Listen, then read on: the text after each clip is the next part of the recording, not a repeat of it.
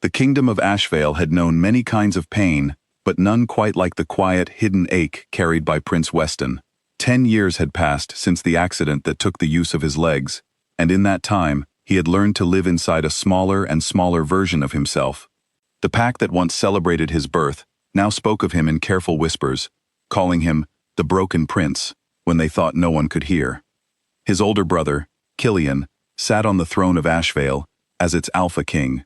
Killian was strong, fair, and deeply respected, but the weight of ruling left him little time for anything else. He loved his brother, truly, but love and attention are not always the same thing, and over the years, the distance between them had grown wide and silent. Weston spent his days in the east wing of the castle, in rooms that overlooked a garden he could see but rarely visit.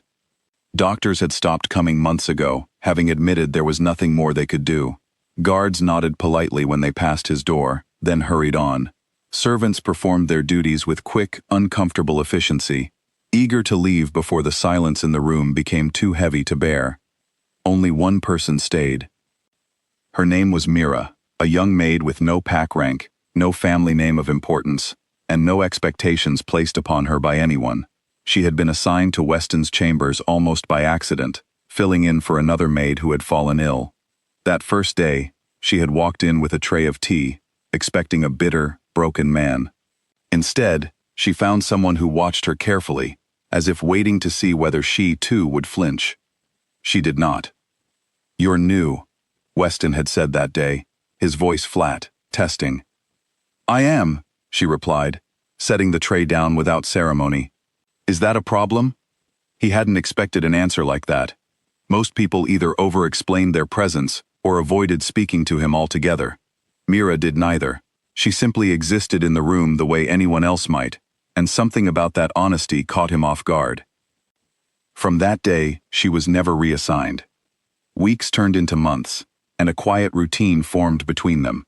Mira brought his meals, helped him dress, read to him in the evenings when his eyes grew tired, and never once treated him as though he were made of glass. When he snapped at her out of frustration, she snapped back. When he tried to push her away, she simply pulled a chair closer. "You don't have to sit with me," he told her one evening, his voice sharp with the old bitterness. "I'm not a task on your list." "No," she agreed, settling into the chair anyway. "You're not. That's exactly why I'm still here." Slowly, without either of them noticing exactly when it happened, Weston began to speak to Mira in ways he could not speak to anyone else. Not the guards, not the healers, and not even Killian. He told her about the accident, about the sound of his own bones breaking, about waking up in a bed and being told, gently but firmly, that he would never run through the forests with his brother again. He told her about the shame that came later, the feeling that his wolf, once proud and strong, had somehow failed him. Mira listened without pity, and that made all the difference. She never once told him it would be all right. Instead, she asked him questions, real ones, about what he wanted, what he missed, what still made him feel like himself. "You still have your mind," she told him one night, as rain tapped softly against the window. "Your mind never broke. Everyone forgets that." Weston said nothing, but her words stayed with him long after she left the room. What he did not tell her, what he barely allowed himself to think about, was the strange pull he sometimes felt deep in his chest, especially in moments of fear or desperation. It had happened only twice before, once during a thunderstorm when he was a child, and once during a fever so severe the healers thought he might not survive it. Both times, he had felt a strange warmth gather beneath his skin, like moonlight trying to escape through his veins. Both times, he had been too afraid to tell anyone, certain it meant something was wrong with him, another failure to add to the list. He kept it buried, the same way he kept most things buried, and focused instead on the small comfort of Mira's presence, the sound of her voice reading old stories aloud, the way she always left the door slightly open so he wouldn't feel trapped. Then came the night that changed everything. A neighboring pack, the Draven Court, had come to Ashvale under the banner of peace talks. Killian, wary but hopeful, had welcomed their leaders into the castle, believing an alliance might finally end years of tension between the two territories. Guards were doubled, the halls were filled with unfamiliar faces, and for the first time in years, the castle felt alive with a nervous kind of energy. Weston, as usual, remained in his chambers, far from the political ceremonies below. Mira stayed with him that evening, sensing his unease. "You don't trust them," she said, watching him from across the room. "I don't trust anyone who smiles too much," Weston replied, only half joking. He was right to be cautious. Later that night, chaos erupted in the Great Hall. A hidden faction within the Draven court, unhappy with the idea of peace, launched a sudden attack, aiming directly for Killian. Shouts, and the sound of clashing steel echoed through the corridors, growing louder, closer. Guards rushed to defend the king, but the castle was large, and the east wing, where Weston and Mira remained, was dangerously unprotected. A group of attackers, cutting through the confusion, moved toward the private wing of the castle, believing it to be an easy path to strike fear into the royal family, or perhaps to take a hostage. Mira heard the footsteps first. "Someone's coming," she whispered, moving instinctively to stand between Weston and the door. Weston felt his heart pound, a helpless fury rising in his chest.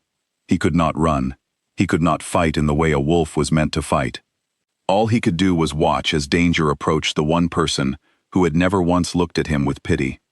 "Get behind me," he said, his voice suddenly firm, though the words felt almost useless coming from a man who could not stand. Mira did not move. "I'm not leaving you," she said simply, as though the idea had never even occurred to her. The door burst open.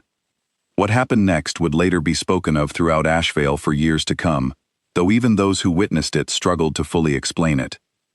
As the first attacker stepped into the room, Weston felt the same warmth he had felt as a child during that storm, and again during his fever, only this time it did not fade. It surged upward from somewhere deep inside him, spreading through his chest, his arms, his very blood. A silver light, faint at first, began to glow beneath his skin, growing brighter with every heartbeat. He did not understand it, not fully, but he understood one thing clearly: he would not let anything happen to Mira. With a strength that startled even himself, Weston raised his hands, and a wall of shimmering light burst outward, pushing the attacker backward with a force that felt older than memory itself. The light did not simply protect the room, it seemed to reach beyond it, a pulse of energy rippling through the castle's stone walls. Elsewhere, in the Great Hall, Killian felt it too. A sudden, unmistakable pull toward his brother's wing, an ancient sensation the pack had long believed lost after their grandfather's passing, a call of shared bloodline, moon-touched and rare. Guards, drawn by the same strange pulse, rushed toward the east wing and found the attackers stunned, disoriented, and unable to move past the barrier Weston had created.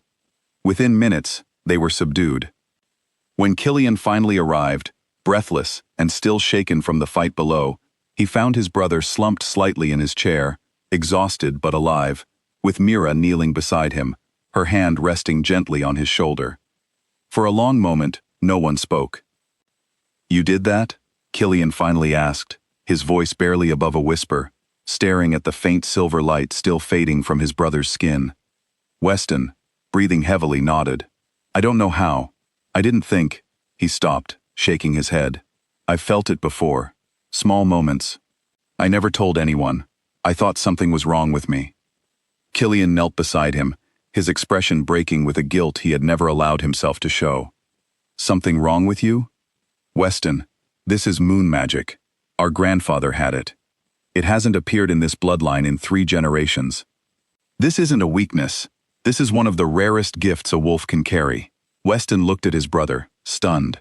All these years, he had believed his body's failure meant his wolf had failed too, that whatever strength once lived inside him had died the same day his legs had.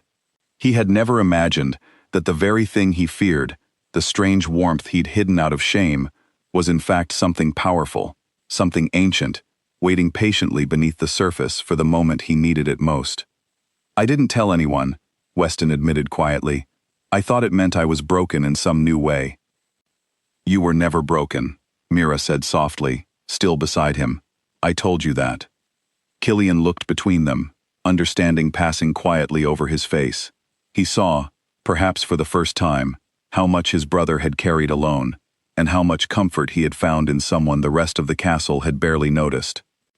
In the days that followed, word of what happened spread quickly through Ashvale. The pack that had once whispered about the broken prince now spoke his name with a new kind of respect, some with awe, some with quiet shame, for how they had treated him before. Killian made certain the entire court understood the truth. Weston was not a burden to be pitied, but a prince who had carried a rare and powerful gift in silence, choosing to protect others, even when no one had thought to protect him. Weston, for his part, did not seek grand celebration. What he wanted, more than anything, was simply to no longer hide. He began, slowly, to explore the strength he had buried for so long, guided patiently by old texts about their grandfather's abilities, and supported at every step by his brother, who now made time for him in ways he hadn't in years. His body remained the same. He still could not walk. But for the first time since the accident, he did not see that as the whole of who he was. Killian, wishing to honor his brother properly, created a new position within the royal court, Ashvale's protector strategist, a role built specifically around Weston's unique gift and sharp mind, allowing him to serve his kingdom in a way that had nothing to do with legs or physical strength, and everything to do with wisdom, courage, and the rare power he carried. On the day the announcement was made before the full court, Weston sat at the front of the great hall, dressed formally for the first time in years, his chair polished, his head held high. The pack that gathered to hear the news watched him not with pity, but with genuine respect. Before the ceremony began, he turned to Mira, who stood quietly near the edge of the room, as she always did, comfortable in the background even now. "Come stand beside me," he said. She hesitated. "I'm only a maid, Weston." "You were never only anything," he replied. "You saw me before anyone else did, before I saw myself." Slowly, she stepped forward, and Killian, watching from his throne, gave a small, approving nod. As Weston accepted his new role before the kingdom, it was Mira who stood beside him, not behind him, not out of duty, but by his own quiet request. The maid once overlooked by the entire castle now stood at the side of a prince who had finally learned to see his own worth, in a kingdom that had finally learned to see it too. From that day forward, Weston was no longer known as the broken prince. He was known as the prince who had trusted quietly, loved patiently, and revealed, in the end, a strength no one in Ashvale could ever ignore again.